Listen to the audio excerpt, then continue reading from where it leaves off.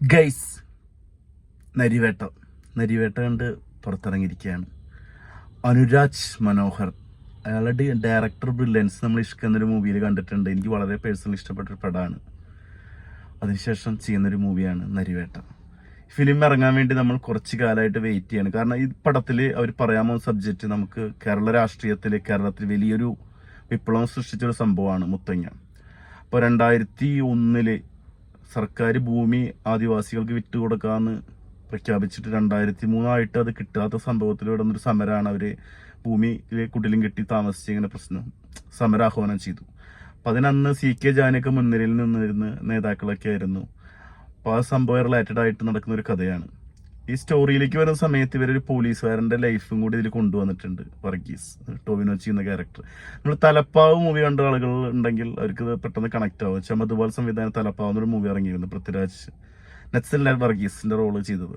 ഇതാ വർഗീസ് അല്ല, ഇത് പോലീസുകാരനായിട്ടുള്ള വർഗീസിന്റെ റോളാണ് ടോവിനോ ചെയ്യുന്നത്. അപ്പൊ ടോവിനോ കുട്ടനാടിലാണ്. ആള് വളരെ ബ്രില്യൻ്റ് ആയ ഒരാളാണ്. എന്തെങ്കിലും ഗവൺമെന്റ് ജോലിയൊക്കെ നോക്കി PSC ഒക്കെ എഴുതി നല്ല തസ്തികയിൽ കയറാൻ നിൽക്കുന്ന ഒരാളാണ്. അപ്പൊ ആൾക്ക് അപ്രതീക്ഷിതമായിട്ട് വീട്ടിലെ പ്രശ്നങ്ങളും കാര്യങ്ങളും ഒക്കെ ആയിട്ട് ആൾക്കൊരു പ്രണയം ഉണ്ട്. അതൊക്കെ റിലേറ്റഡ് ആയതുകൊണ്ട് ആൾക്കൊരു ജോലിക്ക് കയറേണ്ടി വരികയാണ് ഒരു കോൺസ്റ്റബിൾ ആയിട്ട്. അങ്ങനെ ഈ മുത്തങ്ങ ഇൻസിഡൻസിൽ അവിടെ വെച്ച് പരിചയപ്പെടുന്നതാണ് ബഷീർ സാർ, സുരാജ്. അവർ നമ്മൾ റിലേഷൻഷിപ്പിന്റെ ഡീപ്നെസ് ഒക്കെ ഇതിൽ കാണിക്കുന്നുണ്ട്.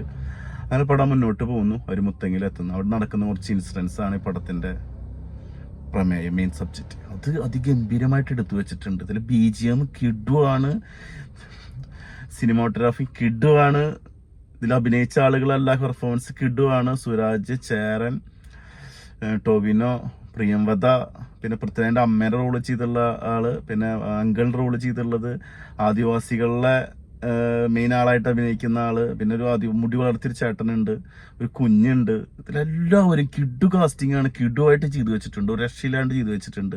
പല പടം തുടങ്ങുമ്പോൾ തന്നെ ആദിവാസികളുടെ പ്രശ്നങ്ങളൊക്കെ ഇതിൽ കാണിക്കുന്നുണ്ട്. വെച്ചാൽ അവർക്ക് പണിയെടുത്താലും കാശില്ലാത്തൊരവസ്ഥ. ഒരു വലിയൊരു മരത്തമ്മ കയറി തേനെടുത്തിട്ട് ഒരു 50 രൂപ കൊടുക്കുന്ന ഒരു സീൻ കാണുന്നുണ്ട്. 50 10 കറക്റ്റ് അറിയില്ല.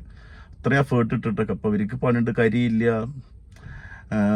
ഭക്ഷണം ഇല്ല, കഞ്ഞി ഇല്ലാത്തൊരവസ്ഥയിൽ അവർക്ക് ഭൂമിയില്ല. പന്നിയോ ആനയോ ഒന്ന് ആക്രമിച്ചു കഴിഞ്ഞാൽ ഭൂമിയിൽ. അങ്ങനെ ഒരു മുത്തങ്ങ സമരത്തിന് ഇറങ്ങിത്തിരിക്കുന്നത്. അപ്പൊ അതിലുണ്ടാവുന്ന പ്രശ്നങ്ങൾ ഈ പോലീസുകാർ അവരുടെയൊക്കെ ലൈഫിൽ സ്വാധീനിക്കുന്ന ഒരു ഇൻസിഡൻസ് ഉണ്ടായിട്ടുണ്ട്. അപ്പോൾ 2003 AK ആന്റണി മുഖ്യമന്ത്രി ആയിരിക്കുന്ന സമയത്താണെന്നൊക്കെ തോന്നി. എനിക്കൊക്കെ നല്ല ഓർമ്മയുണ്ട്. ഞാനൊക്കെ ഒരു 10th പഠിക്കുന്ന സമയമാണ് തോന്നിയത്. അപ്പൊ എനിക്കൊക്കെ ഞാൻ വായിച്ചൊക്കെ ഓർമ്മയുണ്ട്. CK ജാനു കണ്ണൊക്കെ പൊട്ടി ചോരയൊക്കെ ഒലിച്ച് പത്രപ്രവർത്തകരെ കാണുന്നൊരു സീനൊക്കെ എനിക്ക് ഓർമ്മയുണ്ട്. അപ്പൊ ഈ പടം എന്ന് വെച്ച് കഴിഞ്ഞാൽ ഭയങ്കര റിലേറ്റഡ് ആയിട്ട് എടുത്തിട്ടുണ്ട്. ശരിക്കും ഭയങ്കര ഫീൽ ചെയ്യും നമുക്ക്. പടം ഇരുന്ന് കാണുമ്പോൾ തന്നെ നമുക്ക് ഭയങ്കര ഫീലാണ് കിട്ടുന്നത്.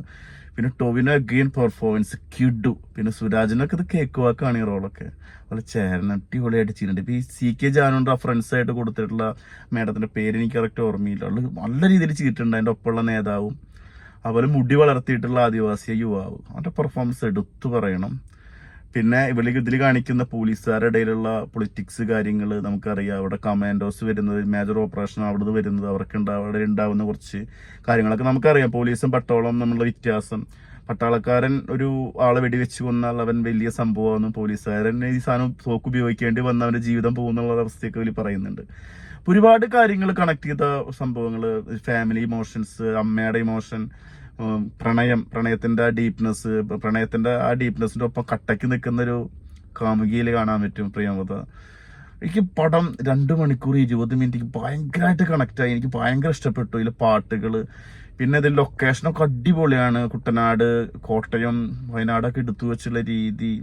പിന്നെ ഈ മുത്തങ്ങ സമരം റിലേറ്റഡ് ആയിട്ട് ആദിവാസികളുടെ പ്രശ്നങ്ങളൊപ്പം തന്നെ അവരെ അനുഭവിക്കുന്ന പോലീസുകാരുടെ പ്രോബ്ലംസ് ഒക്കെ നമ്മളിൽ കാണുന്നുണ്ട്. ആദിവാസികൾ അപ്പുറത്ത് കുടിലേറ്റി താമസിക്കുന്ന ഇവര് ഇപ്പുറത്ത് ആ സമരത്തിനെ പ്രതിരോധിക്കാൻ വന്ന ആളുകൾ കഴിയേണ്ട ഒരു അവസ്ഥ നമ്മളിവിടെ കാണിക്കുന്നുണ്ട്. അവർ ഭക്ഷണ രീതി അവർക്ക് എടുക്കുന്നതൊക്കെ. അപ്പോൾ അതും വെച്ചാൽ ഒരു കോൺസ്റ്റബിൾ അനുഭവിക്കുന്ന പ്രശ്നങ്ങളോ ആദിവാസികൾ കാലങ്ങളായിട്ട് അനുഭവിക്കുന്ന ദുരിതങ്ങളോ ഇപ്പൊക്കെ അവരുടെ ലൈഫിലൊക്കെ ഭയങ്കര മാറ്റം വന്നു. അപ്പോൾ CK ജാനുവിനെ റെഫറൻസ് ചെയ്ത ക്യാരക്ടറൊക്കെ രസമാണ്. പക്ഷെ ഇന്ന് CK ജാനുവിന്റെ കാര്യങ്ങളൊക്കെ നമുക്കറിയാം. അത് എനിക്ക് പോകുന്നില്ല. പക്ഷെ ഫിലിമായിട്ട് റിലേറ്റഡ് അല്ല. പക്ഷെ ഗംഭീരമാണ്. നമുക്ക് ശരിക്ക് ഭയങ്കര സപ്പോർട്ടീവ് ആവും. പിന്നെ ഈ ആദിവാസികളും മാവോയിസ്റ്റുകളും തമ്മിലുള്ള കണക്ഷൻ ഉണ്ട് എന്ന് പറഞ്ഞിട്ട് ഇപ്പോഴും പല പല പ്രശ്നങ്ങൾ. പക്ഷെ അറിയാണ്ട് പെട്ടുപോകുന്ന കുറെ ആദിവാസികൾ ഉണ്ട് ഇതിലിടയിൽ. അതിൽ മാവോയിസ്റ്റുകളായിട്ടുള്ള റെഫറൻസ് കുറച്ച് കാര്യങ്ങളൊക്കെ ഇതിൽ കൊണ്ടുവരുന്നുണ്ട്. ശരി, great movie, great direction, great camera, BGM, performance. തിയേറ്ററിൽ കാണാൻ പറ്റിയ എക്സ്പീരിയൻസ് ചെയ്യാൻ പറ്റിയ നല്ല മൂവി. പോയി കാണുക, ടിക്കറ്റ് എടുക്കുക. ബൈ മുകേഷ്.